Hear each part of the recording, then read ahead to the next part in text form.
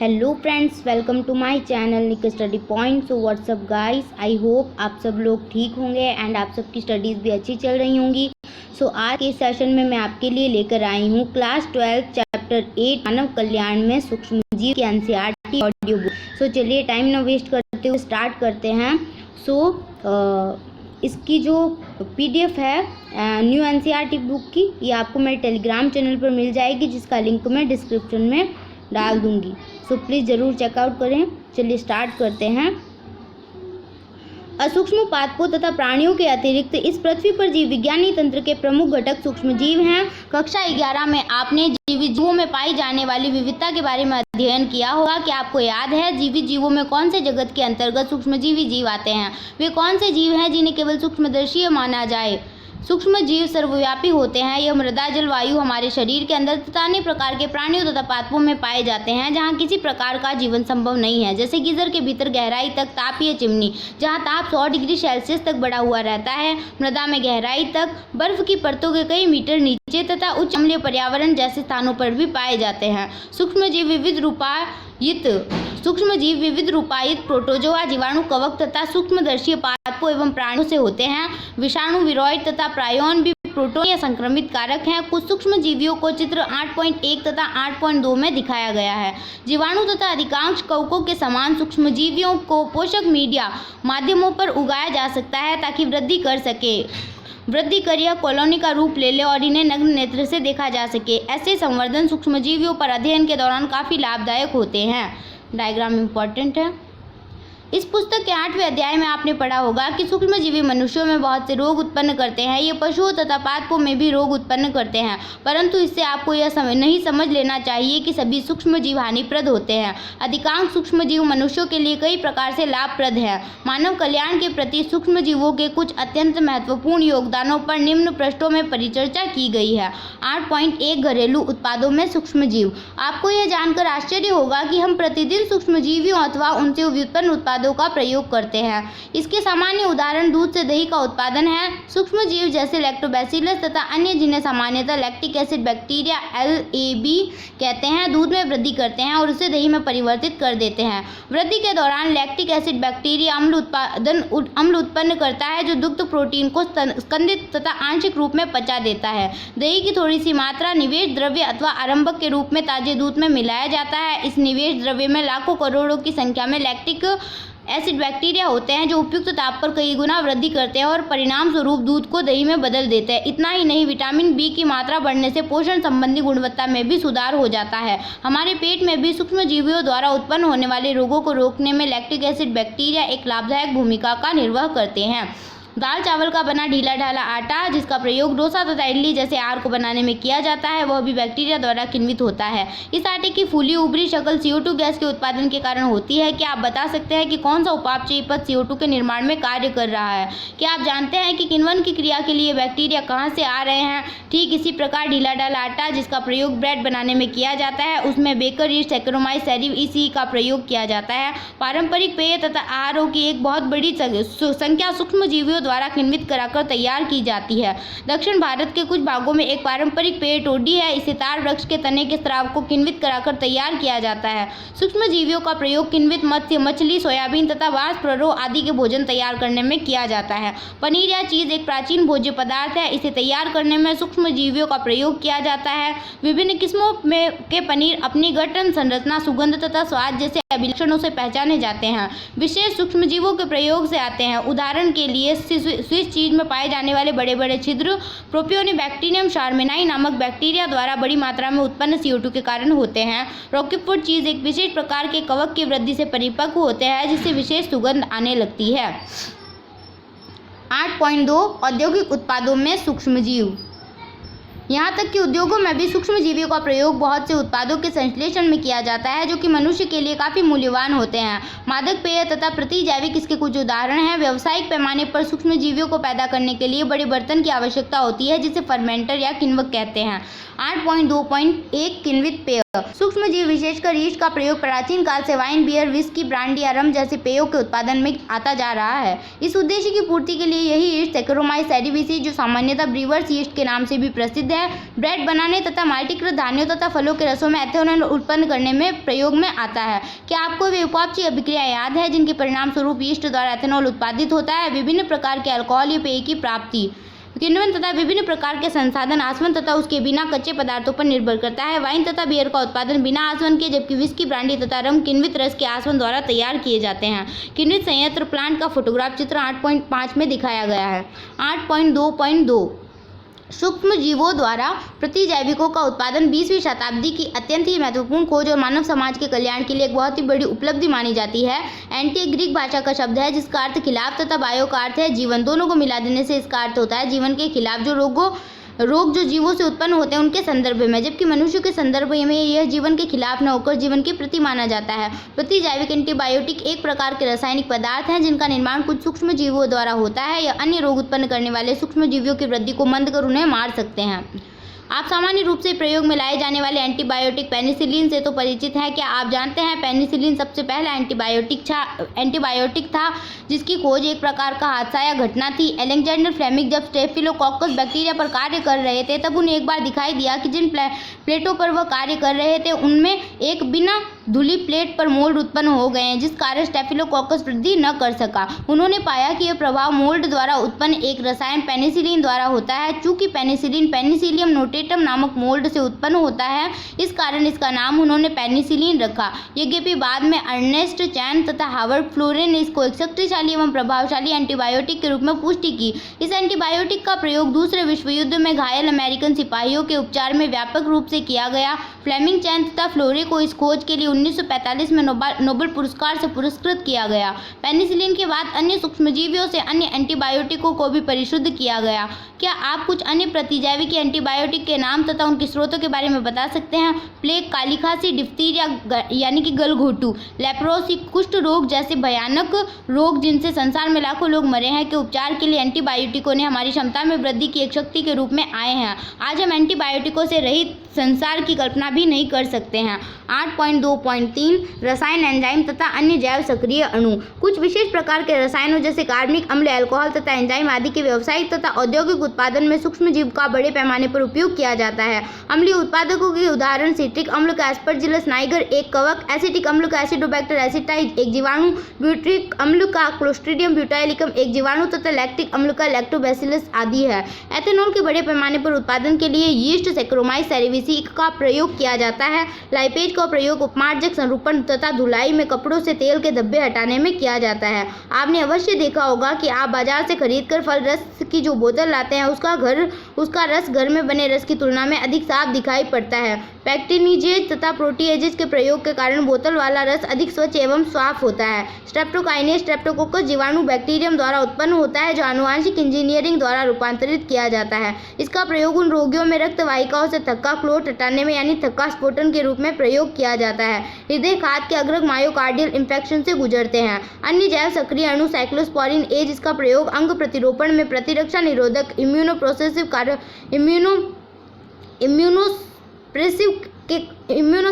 कारक के रूप में रोगियों में किया जाता है। इसका उत्पादन ट्राइकोडर्मा पॉलीस्पोरम नामक कवक से किया जाता है। मोनोस्कस परप्यूरियस यीस्ट से उत्पन्न इस स्टैटिन का व्यापारिक स्तर पर प्रयोग रक्त कोलेस्ट्रॉल को कम करने वाले कारक के रूप में किया जाता है। कोलेस्ट्रॉल के संश्लेषण के लिए उत्तरदायी एंजाइम स्पर्धा संदमन निरोधन की तरह क्रिया करता है। 8.3 वाहित मल उपचार में सूक्ष्मजीव। हम जानते हैं कि प्रतिदिन नगर एवं शहरों से व्यर्थ जल की एक बहुत बड़ी मात्रा जनित होती है। इस व्यर्थ जल का प्रमुख घटक मनुष्य का मलमूत्र है। नगर के इस व्यर्थ जल को वाहित मल सीवेज भी कहते हैं। इसमें कार्बनिक पदार्थों की बड़ी मात्रा तथा सूक्ष्मजीव पाए जाते हैं जो अधिकांशतः रोगजनकीय होती है। आपको आश्चर्य तो होता होगा कि वाहित मल की बड़ी मात्रा अथवा शहरी व्यर्थ जल का रोजाना निपटान कैसे होता है। इसे प्राकृतिक जल स्रोतों जैसे नदी, झरने में सीधे विसर्जित नहीं किया जा सकता। आप समझ सकते हैं क्यों। अतः विसर्जन से पूर्व वाहित मल का उपचार वाहित मल संयंत्र में किया जाता है ताकि वह प्रदूषण मुक्त हो जाए। व्यर्थ जल का उपचार पर पोषित सूक्ष्मजीव से किया जाता है जो वाहित मल में प्राकृतिक रूप से वास करते हैं। यह उपचार निम्न 2 चरणों में संपन्न किया जाता है। प्राथमिक उपचार। मूलभूत रूप से उपचार के इस पद में वाहित मल से छोटे बड़े कणों का निस्यंद, फिल्ट्रेशन तथा अवसादन सेडिमेंटेशन द्वारा भौतिक रूप से अलग कर दिए जाते हैं। इन्हें भिन्न भिन्न चरणों में अलग किया जाता है। आरंभ में तैरते हुए कूड़ करकोटों को अनुक्रमिक निस्यंदन द्वारा हटा दिया जाता है। इसके बाद शीत बालू, काष्म, ग्रिट, मृदा तथा छोटे छोटे गुटिकाओं पेवल को अवसादन द्वारा निष्कासित किया जाता है। सभी ठोस जो प्राथमिक आपंक स्लज के नीचे बैठे कण हैं वह प्लावी सुपरनेटेंट बहिस्राव इन्फ्लुएंट का निर्माण करता है। बहिस्राव को प्राथमिक निस्सादन सेटलिंग टैंक से द्वितीयक उपचार के लिए ले जाया जाता है। द्वितीयक उपचार अथवा जीव विज्ञानी उपचार प्राथमिक बहिस्राव को बड़े वायवीय टैंकों से गुजारा जाता है, जहां यह लगातार यांत्रिक रूप से हिलाया जाता है और वायु को इसमें पंप किया जाता है। इससे लाभदायक वायुकीय सूक्ष्म जीवियों की प्रबल सशक्त वृद्धि ऊणक कवकीय तंतुओं से जुड़े जीवाणुओं के जाली जैसी संरचना का झुंड के रूप में होने लगती है। वृद्धि के दौरान ये सूक्ष्मजीव बहिस्राव में उपस्थित कार्बनिक पदार्थों के प्रमुख भागों की खपत करता है। यह बहिस्राव के बीओडी बायोकेमिकल ऑक्सीजन डिमांड को महत्वपूर्ण रूप से घटाने लगता है। बीओडी ऑक्सीजन की उस मात्रा को संदर्भित करता है जो जीवाणु द्वारा 1 लीटर पानी में उपस्थित कार्बनिक पदार्थों की खपत कर उन्हें ऑक्सीकृत कर दे। वाहित मल का तब तक उपचार किया जाता है जब तक कि बीओडी घट न जाए। जल के एक नमूने में सूक्ष्म जीवियों द्वारा ऑक्सीजन के उत्ग्रहण की दर का मापन बीओडी के परीक्षण से किया जाता है। अतः अप्रत्यक्ष रूप से जल में उपस्थित कार्बनिक पदार्थों का मापन बीओडी है। अब जब व्यर्थ जल का बीओडी अधिक होगा तब इसकी प्रदूषण क्षमता भी अधिक होगी। एक बार वाहित मल अथवा व्यर्थ जल का बीओडी पर्याप्त मात्रा में घट जाए तब बहिस्राव को निस्सादन सेटलिंग टैंक में भेजते हैं, जहां जीवाणु झुंड फ्लॉक्स उसे अवसाद में परिवर्तित करते हैं। यह अवसाद सक्रियत आपंक कहलाता है। सक्रियत आपंक के छोटे से भाग को फिर से वायवीय टैंक में पंप करते हैं। यह आपंक निवेश द्रव्य की तरह से कार्य करता है। आपंक का बचा कुचा मुख्य भाग बड़े टैंक में पंप किया जाता है, जिसे अवायवीय आपंक संपाचित्र एनारोबिक स्लज डाइजेस्टर कहते हैं। यहाँ जीवाणुओं की अन्य किस्में जो अवायवीय रूप से वृद्धि करती हैं वह आपंक में उपस्थित जीवाणुओं तथा कवकों का पाचन कर लेती है। पाचन के दौरान जीवाणु गैसों के मिश्रण में जैसे मीथेन, हाइड्रोजन सल्फाइड तथा कार्बन डाइऑक्साइड उत्पन्न करते हैं। ये गैसें बायोगैस का निर्माण करती है। चूंकि ये ज्वलनशील होती है, इस कारण इनका प्रयोग ऊर्जा के स्रोत के रूप में किया जा सकता है। द्वितीय उपचार प्लांट से बहिस्राव सामान्यतः जल के प्राकृतिक स्रोतों जैसे नदियों झरनों में छोड़ दिया जाता है। वाहित मल उपचार संयंत्र का आकाशीय चित्र 8.7 में दिखाया गया है। आप समझ सकते हैं कि किस प्रकार सूक्ष्मजीवी प्रतिदिन विश्व भर में व्यर्थ जल के लाखों करोड़ों गैलन पानी के उपचार में महत्वपूर्ण भूमिका निभाते हैं। संसार के लगभग समस्त भागों में लगभग सदियों से इसी कार्य प्रणाली का प्रयोग किया जाता आ रहा है। आज के दिन तक कोई भी मनुष्य द्वारा तैयार की गई प्रौद्योगिकी वाहित मल के सूक्ष्मजीवी उपचार के सामने टिक नहीं पाई है। आप जानते ही हैं कि बढ़ते हुए शहरीकरण के कारण पहले की तुलना में वाहित मल एक बहुत बड़ी मात्रा में उत्पन्न हो जाता है। अतः वाहित मल की इतनी बड़ी मात्रा को उपचारित करने में इन उपचार संयंत्रों की संख्या पर्याप्त नहीं बढ़ाई गई है। इसलिए अपचारित वाहित मल को सीधे ही नदियों में छोड़ दिया जाता है। परिणाम स्वरूप प्रदूषण और जल जनित रोगों की संख्या बढ़ रही है। पर्यावरण तथा वन मंत्रालय ने हमारे देश की प्रमुख नदियों को प्रदूषण से बचाने के लिए गंगा एक्शन प्लान तथा यमुना एक्शन प्लान जैसी योजनाओं का सूत्रपात किया है। इन योजनाओं के तहत एक बहुत बड़ी संख्या में नए वाहित मल उपचार संयंत्रों को बनाने का प्रस्ताव है, ताकि केवल उपचारित वाहित मल को ही नदियों में छोड़ा जा सके। आप अपने आसपास स्थित ऐसे किसी भी वाहित मल उपचार संयंत्र में जाएं जो अत्यंत ही रोचक तथा शिक्षाप्रद अनुभव होगा। बायोगैस के उत्पादन में सूक्ष्मजीव। बायोगैस एक प्रकार से गैस हो जिसमें मुख्यतः मीथेन शामिल है का मिश्रण है, जो सूक्ष्मजीवी सक्रिया द्वारा उत्पन्न होती है।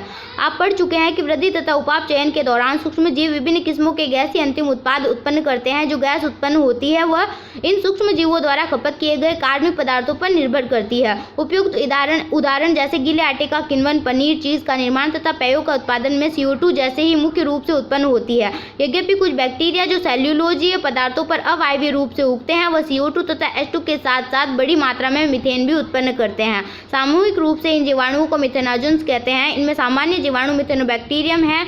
ये बैक्टीरिया जीवाणु सामान्यतः अवायवीय गाढ़े कीचड़ में पाया जाता है, जिसका वर्णन वाहित मल उपचार में पहले किया गया है। अब यह जीवाणु पशुओं के रुमेन प्रथम आमाशय में भी पाए जाते हैं। रुमेन में सेल्यूलोजी पदार्थों की एक बहुत बड़ी मात्रा उपलब्ध रहती है। रुमेन में यह जीवाणु सेल्यूलोज को तोड़ने में सहायक होते हैं और पशुओं के पोषण में महत्वपूर्ण भूमिका निभाते हैं। क्या आप समझते हैं कि अपने आहार में उपस्थित सेल्यूलोज को हम मानव भी पचाने के योग्य हैं? इस प्रकार पशुओं के मल या डंग, उनमें जिनमें सामान्यतः गोबर कहते हैं, ये जीवाणु प्रचुर संख्या में पाए जाते हैं। गोबर में पादपों के सेल्यूलोज व्युत्पन्न प्रचुर मात्रा में होते हैं। अतः इसका प्रयोग बायोगैस को पैदा करने में किया जाता है, जिसे सामान्यतः गोबर गैस कहते हैं। बायोगैस संयंत्र एक टैंक 10 से 15 फीट गहरा होता है, जिसमें अपशिष्ट संग्रहित एवं गोबर की कर्दम स्तरी भरी जाती है। कर्दम के स्तर के ऊपर एक सचल ढक्कन रखा जाता है। सूक्ष्मजीव सक्रियता के कारण टैंक में गैस बनती है, जिससे ढक्कन ऊपर को उठ जाता है। बायोगैस संयंत्र में एक निकास होता है जो एक पाइप से जुड़ा रहता है। इस पाइप की सहायता से आसपास के घरों में बायोगैस की आपूर्ति की जाती है। उपयोग की गई कर्दम दूसरे निकास द्वार से बाहर निकाल दी जाती है। इसका प्रयोग उर्वरक के रूप में किया जाता है। गोबर ग्रामीण क्षेत्रों में बहुत बड़ी मात्रा में मिल जाता है, जहां पशुओं को पाला जाता है। यही कारण है कि ग्रामीण क्षेत्रों में इन बायोगैस संयंत्रों प्लांटों को अधिक बनाया जाता है। उत्पन्न बायोगैस का प्रयोग खाना बनाने तथा प्रकाश पैदा करने में किया जाता है। बायोगैस संयंत्र चित्र 8.8 में दिखाया गया है। भारत में बायोगैस उत्पादन की प्रौद्योगिकी का विकास मुख्यतः भारतीय कृषि अनुसंधान संस्थान तथा खाद्य एवं ग्रामीण उद्योग आयोग के प्रयासों के परिणाम स्वरूप हुआ है। यदि आप विद्यालय किसी गांव अथवा गांव के आसपास स्थित है तो इसका पता लगाकर बायोगैस संयंत्र को देखने जाएं और जो लोग इनके प्रबंधन में जुड़े हैं उन लोगों से मिलें। आपको बहुत कुछ सीखने को मिलेगा। 8.5 जैव नियंत्रण कारक के रूप में सूक्ष्म जीव। पादप रोगों तथा पीड़कों के नियंत्रण के लिए जैव वैज्ञानिक विधि का उपयोग ही जीव नियंत्रण है। आधुनिक समाज में ये समस्याएं रसायनों, कीटनाशकों तथा पीड़कनाशकों के बढ़ते हुए प्रयोगों की सहायता से नियंत्रित की जाती है। ये रसायन मनुष्यों तथा जीव जंतुओं के लिए अत्यंत ही विषैले तथा हानिकारक होते हैं। ये पर्यावरण, मृदा, भूमिगत जल को दूषित करते हैं तथा फलों, साग सब्जियों और फसलों पर भी हानिकारक प्रभाव डालते हैं। खरपतवार नाशों का प्रयोग खरपतवार को हटाने में किया जाता है। यह भी हमारी मृदा को प्रदूषित करते हैं। पीड़क तथा रोगों का जैव नियंत्रण। कृषि में पीड़कों के नियंत्रण की अवधि रसायनों के प्रयोग की तुलना में प्राकृतिक परभक्षण पर अधिक निर्भर करती है।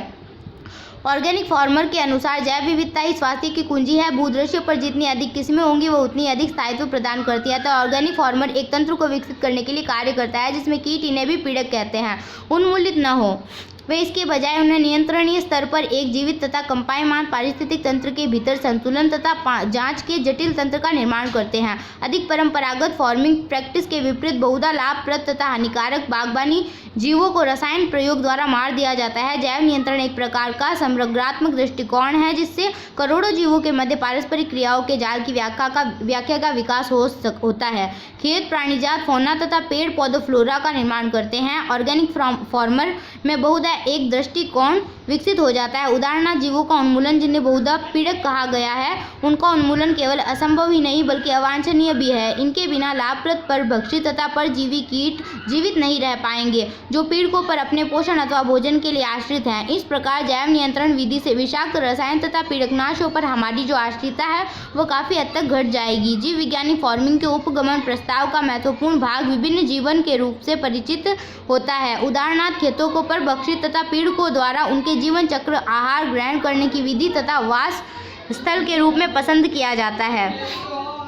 यह सब मिलकर जैव नियंत्रण के उचित साधनों को विकसित करने में सहायक होते हैं। जाना पहचाना भृंग बीटल जिस पर लाल तथा काली धारियां पाई जाती है तथा व्याध पतंग ड्रैगन फाइल क्रमशः एफिडो तथा मच्छरों से छुटकारा दिलवाने में अत्यंत ही लाभप्रद है। परंतु जहां तक सूक्ष्मजीवी जैव नियंत्रण कारकों का प्रश्न है वहां बैक्टीरिया बैसिलस थुरिंजियासिस बहुधा बीटी लिखा जाता है का प्रयोग बटरफ्लाई कैटरपिलर नियंत्रण में किया जाता है।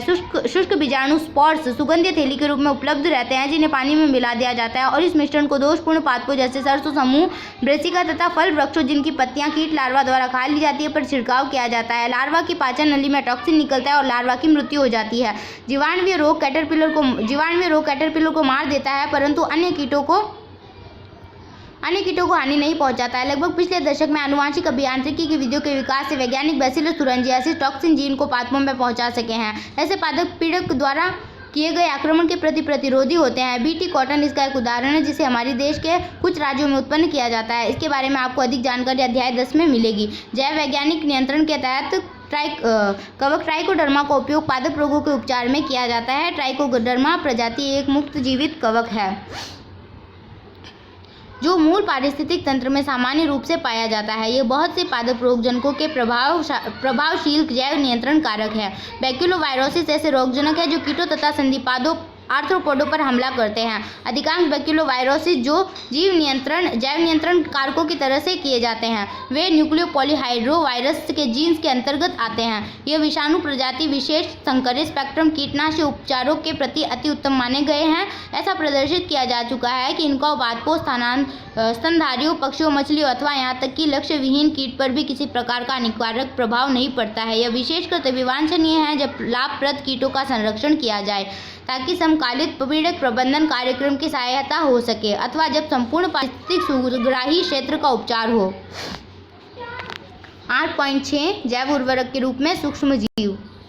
आज के तौर तरीकों के साथ यदि जीवन को देखें तो पता चलता है कि पर्यावरण प्रदूषण चिंता का एक मुख्य कारण है। कृषि उत्पादों की बढ़ती मांगों को पूरा करने के लिए रसायन उर्वरकों का प्रयोग इस प्रदूषण के लिए महत्वपूर्ण है। हालांकि हम समझने लगे हैं कि रसायन उर्वरकों के अधिकाधिक प्रयोग से कई समस्याएं जुड़ी हैं। इसके परिणाम स्वरूप कार्बनिक खेती करने तथा जैव उर्वरकों के प्रयोग पर दबाव बढ़ता जा रहा है। जैव उर्वरक एक प्रकार के जीव हैं जो मृदा की पोषक गुणवत्ता को बढ़ाते हैं। जैव उर्वरकों का मुख्य स्रोत जीवाणु, कवक तथा साइनोबैक्टीरिया है। लेग्यूमिनस पादपों की जड़ों पर स्थित ग्रंथियों के बारे में आपने अध्ययन किया होगा। इन ग्रंथियों का निर्माण राइजोबियम के सहजीवी संबंध द्वारा होता है। ये जीवाणु वायुमंडलीय नाइट्रोजन को स्थिरीकृत कर कार्बनिक रूप में परिवर्तित कर देते हैं।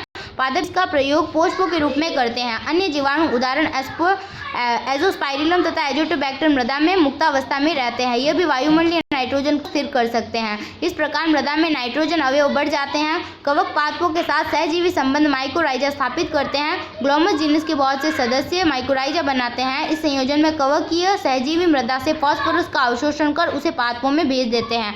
ऐसे संबंधों से युक्त पादप कई अन्य लाभ जैसे मूल व तोड़, रोगजनक के प्रति प्रतिरोधकता, लवणता तथा सूखे के प्रति सहनशीलता तथा कुल वृद्धि तथा विकास प्रदर्शित करते हैं। क्या आप बता सकते हैं कि संयोजन से कवक क्या लाभ प्राप्त करते हैं? साइनोबैक्टीरिया स्वपोषित सूक्ष्मजीव हैं जो जलीय तथा स्थलीय वायुमंडल में विस्तृत रूप से पाए जाते हैं। इनमें बहुत से वायुमंडलीय नाइट्रोजन को स्थिरीकृत कर सकते हैं, जैसे एनाबिना, नॉस्टॉक, ऑसिलेटोरिया आदि धान के खेतों में साइनोबैक्टीरिया महत्वपूर्ण जैव उर्वरक की भूमिका निभाते हैं।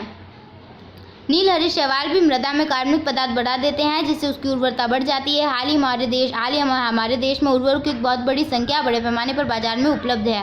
किसान अपने खेतों में लगातार इनका प्रयोग कर रहे हैं। इससे मृदा पोषक की भरपाई तथा रसायन उर्वरकों पर आश्रितता भी कम हो रही है।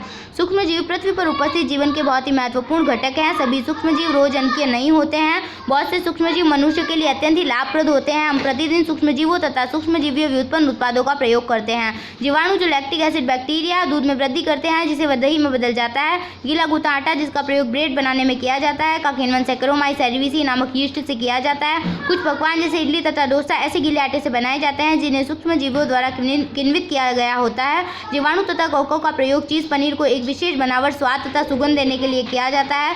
सूक्ष्मजीवों का प्रयोग औद्योगिक उत्पाद जैसे लैक्टिक एसिड, एसिटिक एसिड तथा अल्कोहल उत्पन्न करने में किया जाता है, जिनका प्रयोग उद्योग में अलग अलग संसाधनों में किया जाता है। प्रतिजैविक जैसे पेनिसिलिन का उत्पादन लाभप्रद सूक्ष्मजीवों द्वारा किया जाता है। यह प्रतिजैविक हानिकारक रोगों को उत्पन्न करके सूक्ष्मजीवों को मारने के काम आता है। प्रतिजैविक संक्रमित रोग जैसे डिप्थीरिया, काली खांसी तथा निमोनिया की रोकथाम में महत्वपूर्ण भूमिका निभाते हैं। 100 वर्षों से अधिक के समय में सूक्ष्मजीवों का प्रयोग वाहित मल का उपचार, सक्रियत अपंक निर्माण की प्रक्रिया द्वारा किया जाता है। इससे प्रकृति में जल के पुनर्चक्रण में भी सहायता मिलती है। मिथेनोजन संयंत्र अपशिष्ट के अवकर्षण के दौरान मीथेन उत्पन्न करते हैं, बायोगैस उत्पन्न करते हैं। ग्रामीण क्षेत्रों में सूक्ष्मजीव द्वारा उत्पन्न बायोगैस का उपयोग ऊर्जा के रूप में किया जाता है। सूक्ष्मजीवियों का प्रयोग जैव नियंत्रण विधि द्वारा हानिप्रद पीड़कों को मारने के लिए भी किया जाता है। जैव नियंत्रण मापन से विषैले पीड़कनाशों के प्रयोग में भारी कमी आई है, जिनका उपयोग पीड़क नियंत्रण में किया जाता है। आज समय की मांग है कि रासायनिक उर्वरकों के स्थान पर जैव उर्वरकों का उपयोग किया जाए। इसके विविध उपयोगों से स्पष्ट हो चुका है कि जिनका प्रयोग मनुष्य कर रहा है, मानव समाज के कल्याण में इन सूक्ष्मजीवियों की भूमिका महत्वपूर्ण है।